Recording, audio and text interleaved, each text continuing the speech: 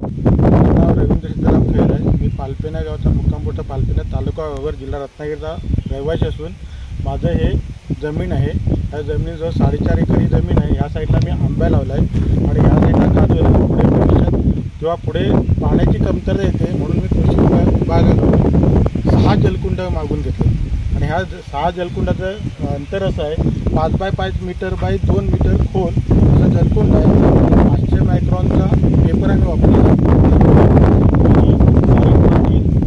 500 मायक्रॉनचा टार्पोलिन वापरला आणि हे जलकुंड आम्हाला कृषी विभागाकडून भेटलेलं आहे आणि हे पुढे आम्हाला पुढच्या वर्षी 2025 सालाला हे आम्ही जलकुंड घेतले आणि मे महिन्यात पाण्याची जेव्हा कमतरता होईल तेव्हा आम्ही हे पाणी आमच्या काजूला आणि या आंबा बागेला लावू शकतो आणि ह्याचं चांगला फायदा आहे।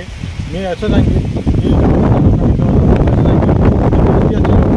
जलकुंड घ्यावी आणि आपला फायदा जमिनीला पाणी नसेल आपल्या झाडांना तुम्ही पाणी घालू शकता। हा एक फायदा होऊ शकतो। याचं आम्हाला अनुदान भेटलं आहे। ही पाण्याची 50,000 लिटरचं टाकी आहे। याला आम्हाला 70,000चं अनुदान भेटलं आहे।